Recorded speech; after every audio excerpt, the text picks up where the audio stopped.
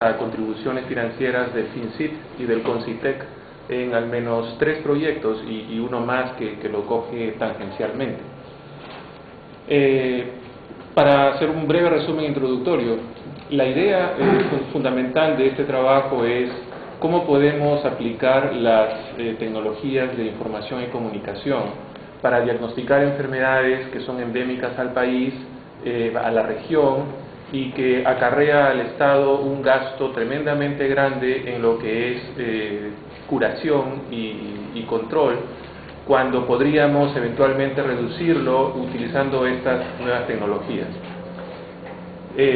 Cuando ese proyecto se culminó y se trató de hacer un escalamiento, y para esto un paréntesis, nosotros los del ámbito académico no conocemos bien cuáles son los pasos a seguir para hacer el escalamiento a un nivel, digamos, productivo, industrial. Debo confesar que no ha tenido éxito hasta ahora, pese a que lo venimos usando en Trujillo a nivel del Ministerio de Salud con el Hospital Regional Docente, pero ahí queda. Y el mismo Estado, el mismo gobierno, le falta la capacidad, no solo para este proyecto, sino para muchos proyectos de investigación desarrollados por el mundo académico, de absorberlos y usarlos. Y para concluir esta introducción, solamente quería mencionar una reflexión que siempre la hemos conversado entre amigos y colegas en la universidad. Los proyectos que se hacen en el ámbito académico los podemos ver en dos grandes tipos. Aquellos en los cuales el sector privado industrial tiene un interés directo porque son de una retribución económica rápida, de más o menos inmediata. Pero hay proyectos que el sector privado industrial no tiene el interés, sin embargo, sí son interesantes desde el punto de vista del gobierno, porque son proyectos que a la larga van a traer un beneficio económico. Esta tesis inicial de que el sector privado empresarial no podría interesarse y absorber este segundo tipo de proyectos probablemente no es correcto. Y de repente en esta pequeña mesa redonda pueden surgir ideas de cómo el sector privado podría interesarse en participar en proyectos como este. Voy ahora a mostrarles un poco los detalles y de repente conversamos y discutimos cómo el sector privado puede interesarse en proyectos de telediagnóstico cuando los que van a ser beneficiados son los más pobres del Perú y probablemente no haya una gran retribución económica, ¿no? Entonces, desearía empezar mencionando que la tuberculosis es una de las enfermedades más serias en el mundo. De hecho, cada 15 segundos muere una persona de tuberculosis en el mundo. Es una enfermedad asociada fuertemente a pobreza. La tuberculosis produce pobreza y la pobreza es un factor de riesgo para la tuberculosis. Entonces, todo cae como una bola de nieve y se encierra en un círculo vicioso.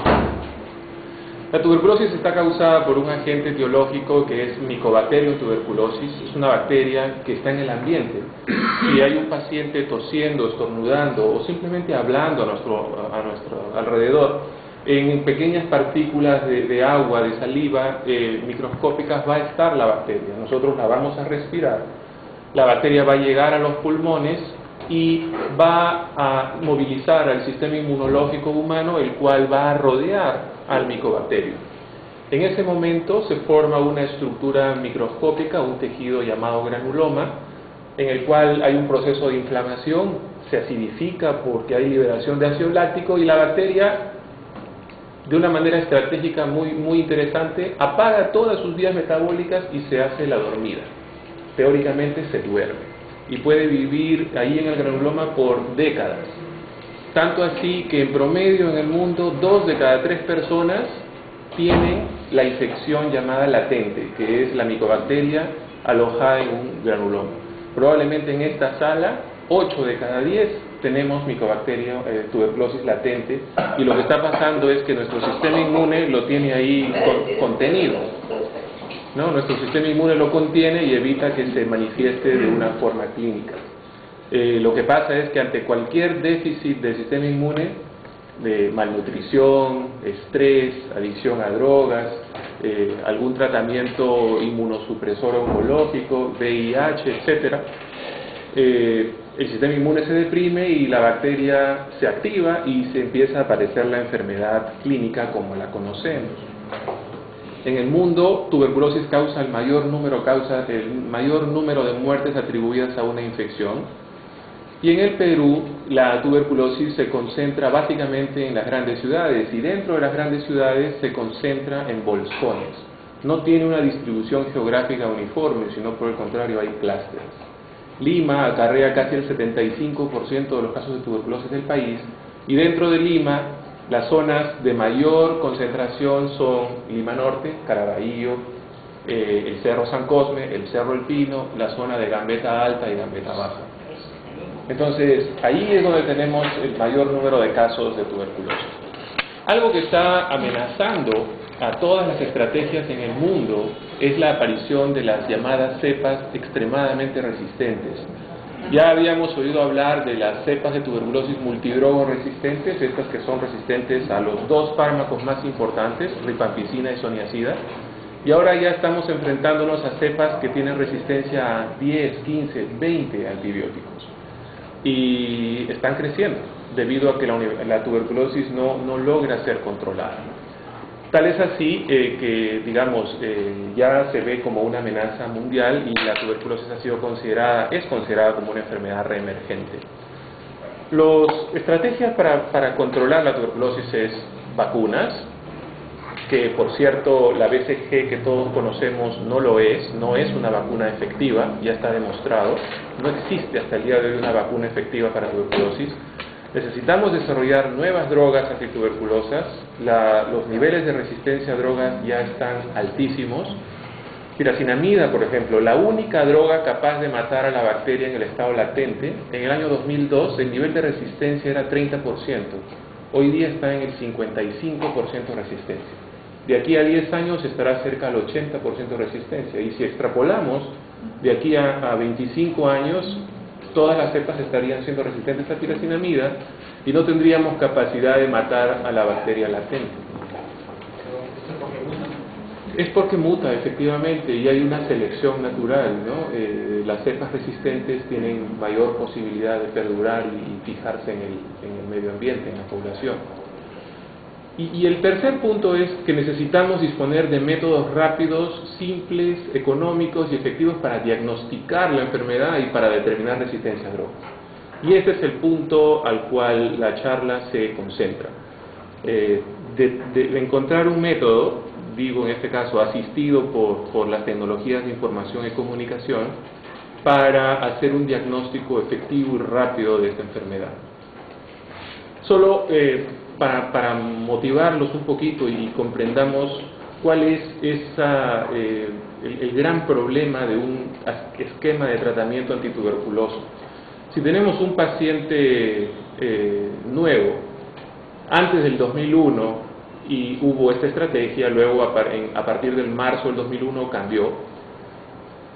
Antes del 2001, los pacientes con tuberculosis que nunca habían sido tratados ingresaban a un esquema llamado esquema 1, donde recibían por 6 meses drogas de primera línea, de manera empírica, es decir, sin conocer la susceptibilidad a drogas. Nosotros hoy en día, cuando a veces nos duele la garganta, vamos a la clínica, el doctor nos hace una prueba de sensibilidad y a la semana siguiente nos dice: usted debe tomar tal antibiótico, pero este no le va a servir porque la bacteria que usted tiene ya es resistente. Eso es un tratamiento conocido como individualizado y se basa en el conocimiento del perfil de resistencia de la bacteria que nos está infectando. En tuberculosis, lamentablemente, se inicia un esquema 1 por 6 meses de manera empírica, sin conocimiento del perfil de resistencia. Si el paciente fracasa, ingresa a un esquema 2 por 4 meses más. Si fracasa este esquema, ingresa a un esquema 2 reforzado por 3 meses más. Si fracasa este esquema, se le dice: usted es multidrogo resistente, ninguna droga de primera línea lo ha podido curar, entonces vamos a darle un tratamiento con drogas de segunda línea. Y se inicia un tratamiento llamado estandarizado, que es un tratamiento que dura 18 meses, cuesta $5,000 el tratamiento, el paciente recibe 3 pastillas y 2 inyecciones todos los días, y son drogas que tienen efectos adversos importantes. Si al tercer mes del tratamiento estandarizado el paciente no muestra ninguna mejoría, se inicia recién el proceso de determinar el perfil de resistencia de la bacteria que lo ha infectado. Y en ese momento ya se tiene el perfil y se inicia un tratamiento individualizado.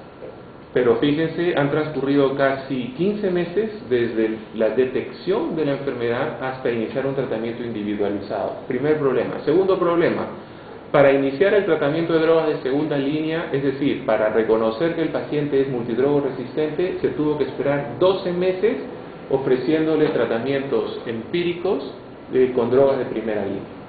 Evidentemente, durante todo ese tiempo el paciente ha estado transmitiendo la enfermedad y reduciendo sus probabilidades de curar. Lo que vemos ahí son gráficas de probabilidad de curación, a la izquierda en conversión de baciloscopía y a la derecha en conversión de cultivo. El paciente ofrece una muestra de esputo, se observa al microscopio y se ve evidencia de bacteria y también se cultiva. Y luego de 2 meses el cultivo puede mostrarnos evidencia de que si hay o no hay una contaminación. Entonces lo que estamos viendo es que si hasta el tercer mes, fíjense esta gráfica, disculpen, no sé si alguien tiene un puntero láser, si no, no importa, es un poco difícil el puntero de aquí. Si hasta el tercer mes no hay una conversión a una mejoría, vean que las probabilidades ya llegaron al mínimo asintótico. Entonces, es sumamente importante ofrecer al paciente un tratamiento rápido y oportuno. De lo contrario, sus probabilidades de curar disminuyen rápidamente. Entonces, como requerimiento urgente, necesitamos que nuestros pacientes inicien temprano un tratamiento oportuno y que evidentemente tengan un diagnóstico y una susceptibilidad rápida. El gran problema es cómo hacer esto. Bueno, es el reto del trabajo. Para entender un poco lo que se hace actualmente, los métodos actuales son cultivos en placa, en donde se esperan más o menos de 8 a 12 semanas, 3 meses, para verificar la presencia de colonias, en cuyo caso se dice que hubo crecimiento y por lo tanto la bacteria era resistente. Esto no solamente es largo en tiempo, sino que también muy costoso. Máquinas como Bactec, que pueden hacer esto de manera automatizada, cuestan más de $100,000. Existen 3 en el país. Uno lo tiene el INS, otro lo tiene NAMRIC, otro lo tiene Cayetano Heredia. Y los métodos cuestan más o menos $15 por droga. Considerando que hay 20 drogas por explorar en el mercado, más o menos $300 por paciente solo para saber su perfil, a razón de 3 meses. Si eso le agregamos el hecho de que al año hay 100,000 casos sintomáticos respiratorios, de los cuales 60,000 son tuberculosis confirmadas, y de ellas 6,000 son ya multidrogos resistentes, no hay capacidad logística en nuestro gobierno, en nuestro sistema de salud, para poder hacer los diagnósticos. No hay. Es por eso que lamentablemente todos tienen que ir a estos esquemas empíricos y, como una ruleta rusa, esperar que la suerte los acompañe y se cure. Pero en el año 2000, bueno, para esto hacerles un poquito de teoría, cuando Mycobacterium tuberculosis se cultiva ya no en un medio sólido, sino en un medio líquido, forman estas estructuras que ustedes ven como cordones. Cada una de esas ovalitos es un bacilo y algunos centenares de ellos forman un cordón. Estos cordones pueden ser observados bajo un microscopio y ver estas estructuras morfológicas muy características. En el año 2000, nuestro grupo en la Universidad Cayetano Heredia desarrolló un método que fue publicado, el llamado método MOTS, el cual directamente a partir de una muestra de esputo cultivada en una placa como esta y observada a los 7 días, 7 días, y a una razón de $1 por droga, y observando bajo un microscopio invertido un patrón morfológico como este, se puede diagnosticar tuberculosis con una sensibilidad y especificidad superiores al 99%. Y mejor aún, si ustedes en uno de estos pocitos agregan rifampicina y en otro pocito agregan isoniazida, y si la bacteria crece, significa que esa droga no le mató, significa que es resistente. Y por lo tanto, en 7 días y a razón de $3, por paciente, se puede no solo diagnosticar tuberculosis, sino saber si es multidrogo resistente. El multidrogo resistente es la bacteria que es resistente a rifampicina e isoniazida. Por lo tanto, 7 días después de que el paciente dio su muestra de esputo, se podría saber si es multidrogo resistente y no 12 meses de tratamiento empírico antes de iniciar drogas de segunda línea. Este método causó mucho impacto, fue traducido entre el 2000 y el 2003 más o menos a 7 idiomas, usado por los programas nacionales de control de tuberculosis en Singapur, Bangladesh, Tailandia, Sudáfrica. Nuestro laboratorio fue a entrenar a Brasil, Ecuador, Bolivia, Uganda, Etiopía, Kenia y a varios países más, y se sigue usando. Pero como dice el dicho, nadie es profeta en su propia tierra. Nuestro Instituto Nacional de Salud nunca lo consideró, sino hasta este año. Recién hace 3 meses, en donde sale una resolución directoral diciendo el MOTS es un buen método para ser usado en el diagnóstico de tuberculosis. Estamos hablando 11 años y un poco más. 11 años después. Si sacáramos la cuenta, ¿cuántos pacientes han muerto? ¿Cuántas personas susceptibles se infectaron innecesariamente? Y si sumamos todos los costos directos e indirectos, es algo imperdonable, totalmente imperdonable en mi opinión, hasta delincuencial diría yo realmente, que nuestras autoridades sean tan obtusas y no vean cómo un método desarrollado en el Perú por peruanos, usado en otros países, acá no se pueden usar. ¿Y cuáles fueron los argumentos por el cual MOTS no era usado, no se quería usar en el país? En primer lugar, se necesita un microscopio de este tipo, que es un microscopio invertido, a diferencia del microscopio directo, en donde, a diferencia del microscopio directo a la izquierda, donde el objetivo está,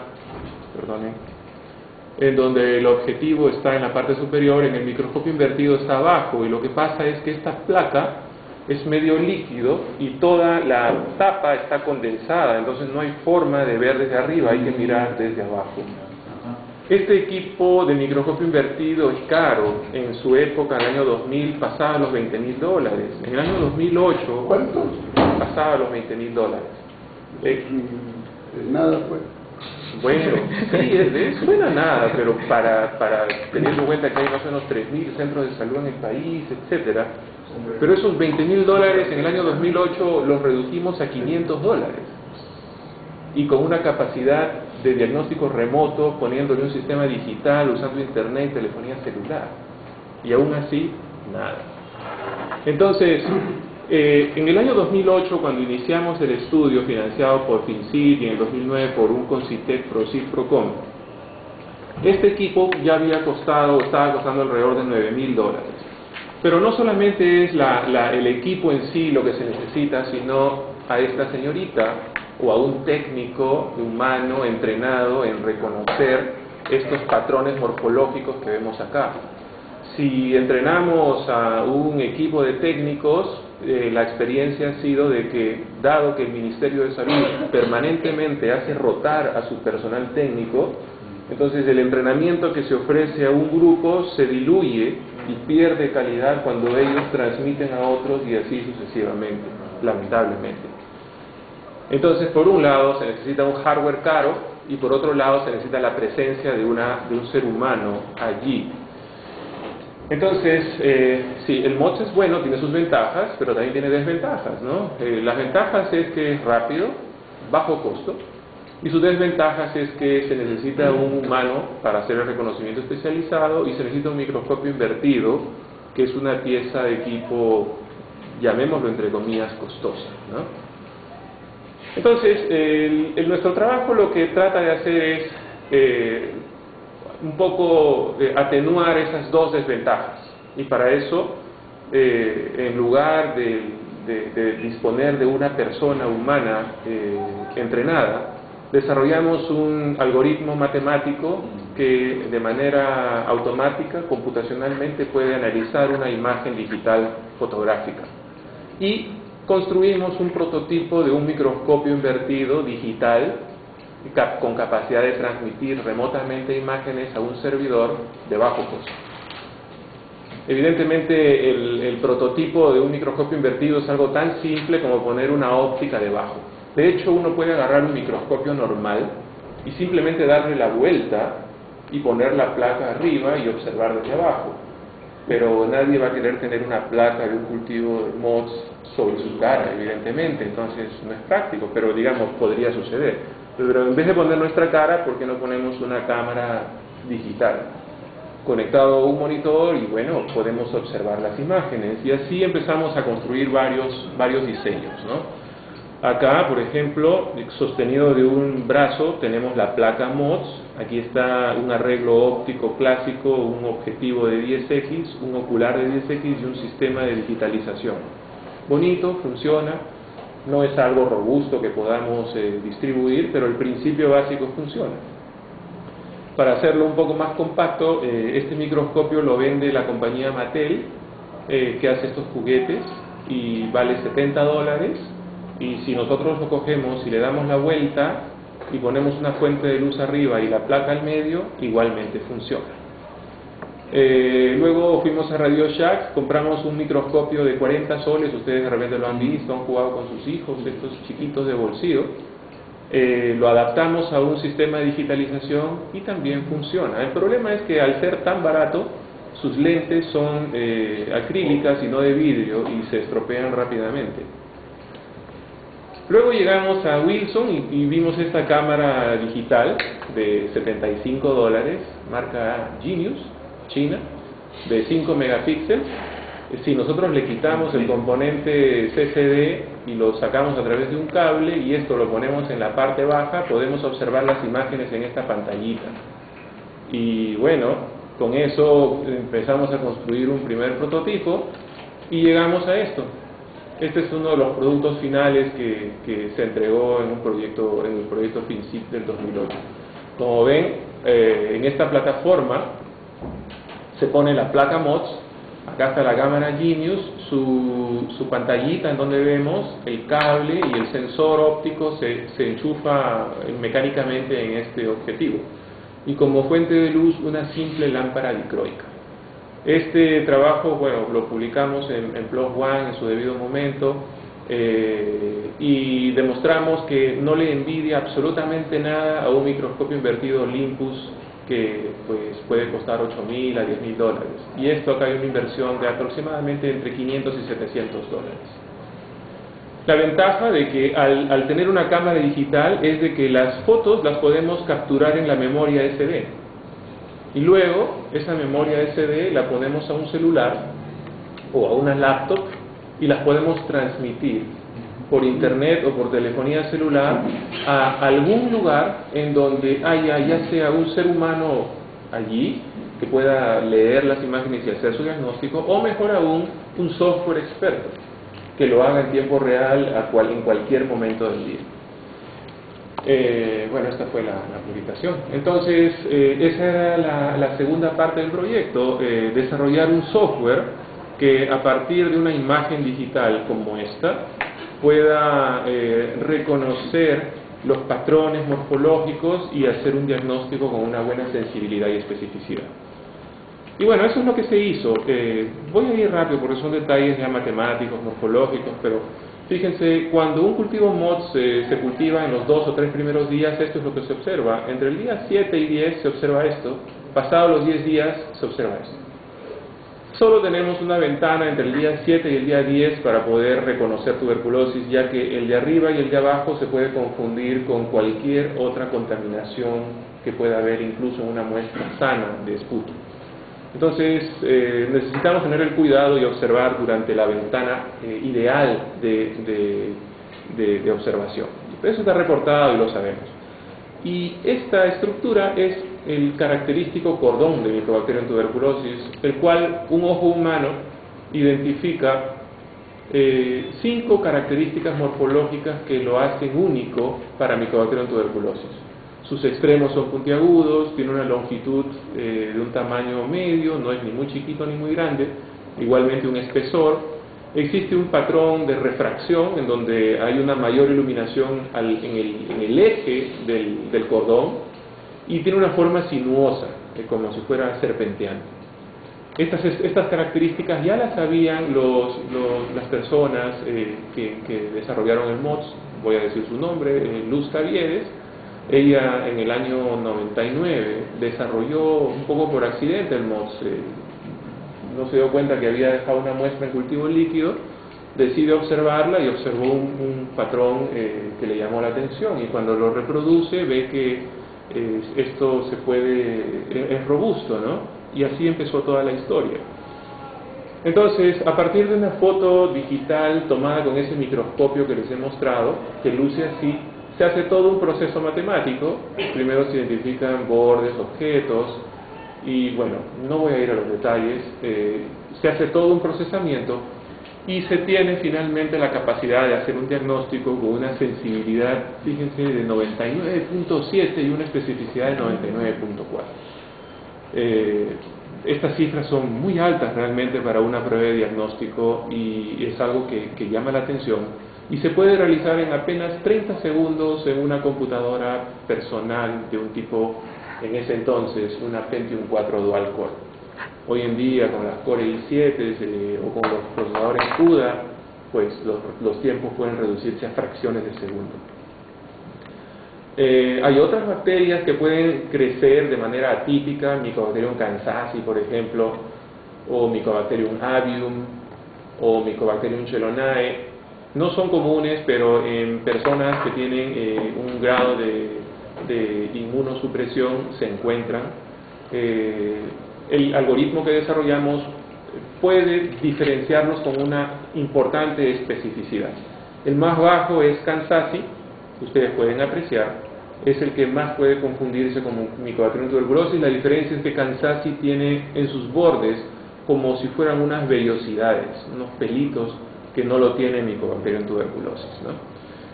Entonces, disponíamos ya de este software, esto fue presentado a esta revista, disponíamos ya del microscopio. Ahora había que desarrollar una capacidad computacional que sea una especie de servicio de telediagnóstico. En un inicio en nuestro laboratorio, de manera muy modesta, empezamos con poquitas computadoras arregladas en paralelo para hacer los cálculos matemáticos más rápido. Y la idea era pues que en un centro muy lejano, con un microscopio como el que diseñamos, capturen las imágenes, la pongan al celular, si es que no tenían internet, lo transmitan, y el sistema regresa el resultado a través de un correo electrónico, lo publica en una página web, y mejor aún envía un mensaje de texto al celular.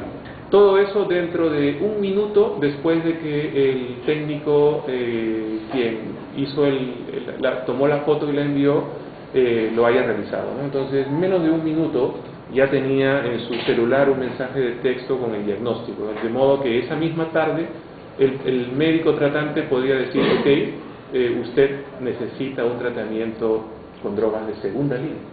Y nos evitamos esos 12 meses empíricos de esquema 1, esquema 2 y 2 reforzado, como les mencioné hace un rato. Bueno, algunas publicaciones que hemos hecho, hasta que con ayuda del FinCit, y voy a decir la verdad, bastante ingenuidad de mi parte, armamos este sistema muy costoso en su momento, muy sofisticado, de un clúster computacional de un sistema de blades. Son estas cuchillas, en donde en cada una de estas cuchillas hay más o menos 8 de estas computadoras tradicionales y mucho más potentes. Lo armamos, configuramos el sistema de telediagnóstico y decíamos: esta capacidad puede soportar los 50.000 pedidos al año de diagnóstico de tuberculosis del país fácilmente. Y con eso pues resolvemos el problema de tuberculosis en el país, ¿no? Ahora hay que convencer a las autoridades a que lo usen y ver pues quién puede construir estos microscopios baratos y distribuirlos a nivel nacional, ¿no? Yo debo confesar que toqué varias puertas, he ido 4 veces al INS, me he reunido, he sufrido y me he cansado, y en todas las oportunidades lo mismo. ¿no? Gracias.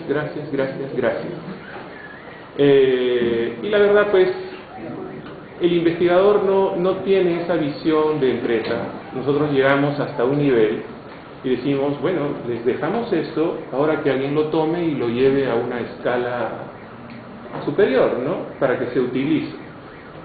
Debo aclarar que nuestro grupo, cuando ofrecíamos esto, jamás hemos puesto un condicional ni de salarios, ni de pagos, ni nada. Al contrario, lo hemos ofrecido así, gratuitamente, total. El Estado ha comprado los equipos. Sí, eso es dinero del Estado, del gobierno.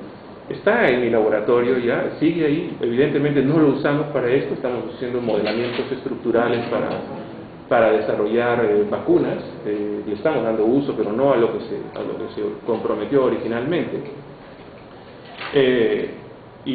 Bueno, es importante por eso que todas las inversiones públicas, el gobierno tenga la capacidad de coger, absorber y llevarlas a un nivel, porque si no queda en el olvido y es plata tirada al agua.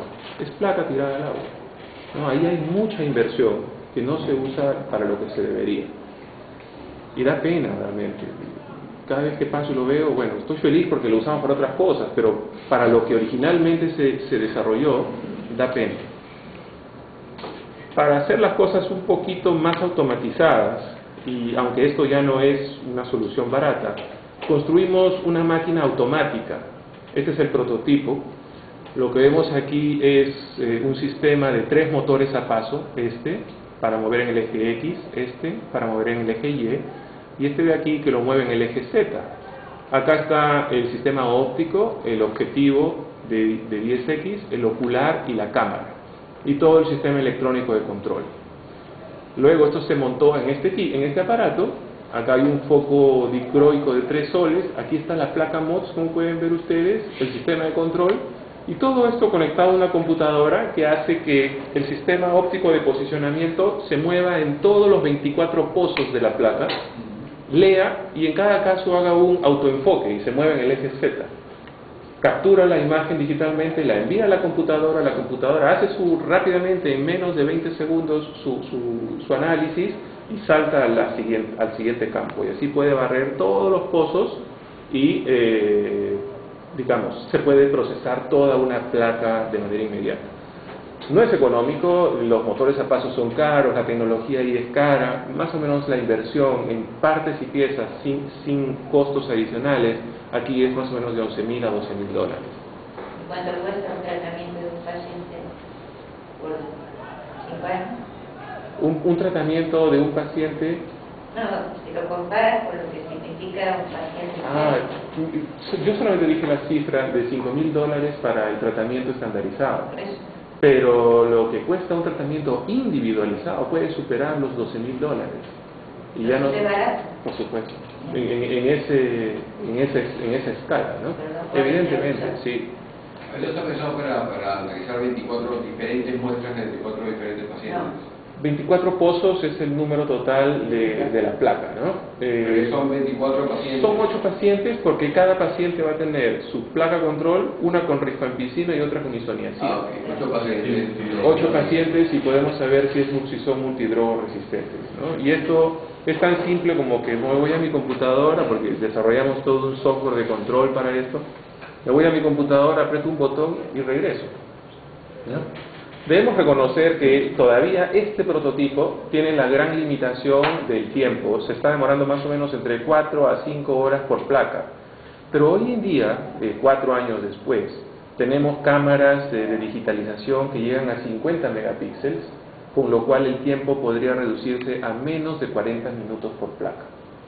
El asunto es, bueno, conseguir esas cámaras no son baratas, son de investigación netamente, pero es factible reducir esos tiempos. Esto también fue publicado, ¿no? Y todo esto se hizo verdaderamente con un equipo grande. O sea, aquí participó nuestros amigos y colegas de la UNI, físicos, matemáticos, médicos, ingenieros, estadísticos, gente de ciencias de la computación, etcétera, y varias fuentes de financiamiento, como ven ahí. Y bueno, esta es no sé ni ya perdí la cuenta cuántas veces he hecho esta presentación y siempre me pregunto si algún día en verdad usaremos esto, ¿no? Lo que estamos haciendo ahorita con Trujillo, con el Centro Nacional de Excelencia de Tuberculosis del Hospital Regional Docente, es probar lo que en inglés se llama el proof of concept, ¿no? O la prueba de concepto de que sí se puede hacer telediagnóstico de tuberculosis. Entonces, con un proyecto PROCIT de Concitec muy modesto, ¿no? De 30.000 soles del año pasado, hemos implementado el equipamiento básico en Trujillo, ¿no? Su microscopio, su cámara digital, su entrenamiento y algunas cosas mínimas básicas para su laboratorio. Y con ellos su personal ha sido capacitado tanto en lo que es cultivo, en lo que es reconocimiento de patrones y en lo que es el manejo de los sistemas de diagnóstico remoto. Y la cosa está funcionando de una manera interesante y prometedora. Evidentemente hay problemas y los más serios es, aunque no lo crean, la autorización del INS de que el CENEX haga MOX, ¿no? Una pregunta. De que haga MOX. Viendo ya un poco el tema, el enfoque de mercado, es un producto se posiciona porque tiene una característica que todos identifican y quieren tener el producto y otras veces por miedo de no tenerlo. En este caso, cuando hablabas de las bolsas identificadas, donde hay poblaciones ya con presencia de la enfermedad, trasladándolo al ámbito más práctico, por ejemplo, tenemos el metropolitano, que va desde el cono norte y mueve. Entonces, es un medio donde se podría, digamos, difundir esta enfermedad tan agresiva. Totalmente. ¿Eso en qué medida podemos sensibilizar a entidades como la municipalidad cuando, digamos, se vea latente el riesgo y hay la posibilidad de una solución de reducir ese riesgo para toda la población de Lima? Creo que va a movilizar no solo el sector, sino también algún inversionista que quiera empezar a fabricar este tema de... ¿Cuál sería la proyección de crecimiento en Lima? Si se pudiera hacer una simulación tomando como medio el metropolitano y publicar y decir, oye, mira, esto puede pasar si es que no se corrige, no se toman las medidas concretas. O sea, un poco... Sin poner al metropolitano en el escenario, ya tenemos suficientes factores de riesgo, desde la combi hasta el cinema, hasta el colegio mismo. Se sabe que un factor de riesgo muy importante es el hacinamiento y estar por tiempos prolongados en lugares sin ventilación o de pobre ventilación. Hay colegios que tienen una baja ventilación en donde se ve una mayor transmisión de enfermedades. Está publicado, está demostrado. La propia UNI tiene casos de tuberculosis gravísimos. Y hay gente de la UNI por todos lados. Sí, ya terminé. Y solo para terminar, nada más. Como comencé diciendo, ¿no? A mí me parece, y lo he discutido con varios amigos, un tipo de investigación de este tipo ofrece un producto que, de repente me equivoco, el sector privado no lo ve atractivo, pero el gobierno debería decir, bueno, esto es algo que debemos tomar y debemos ejecutarlo, ¿no? Y aprovecharlo. Y ojo, esto es solamente una muestra de muchísimos proyectos que se han realizado en la universidad. Tenemos pruebas de diagnóstico de fasciolasis para ganado, para alpacas, y SENASA sigue comprando kits de diagnóstico importados, ¿no? Y Cayetano tiene la capacidad de producir pruebas ELISA de fasciolasis, solo por dar un ejemplo, y así muchísimos más. Entonces nuestro gobierno no tiene la capacidad de... Está bien, o sea, los fondos del FINSIST y del CON son estupendos, pero me temo que no están dando la repercusión que deberían porque se quedan ahí, se quedan dormidos. Son pocos los que el sector privado, que es más dinámico, puede tomar y levantar y llevarlos a un nivel superior.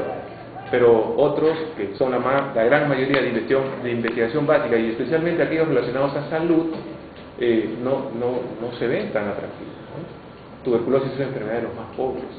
Entonces no podemos ver, ni las compañías de seguro, ni los pacientes ni sus familias van a poder afrontar estos gastos, pero para eso está el gobierno. ¿Qué quiere decir?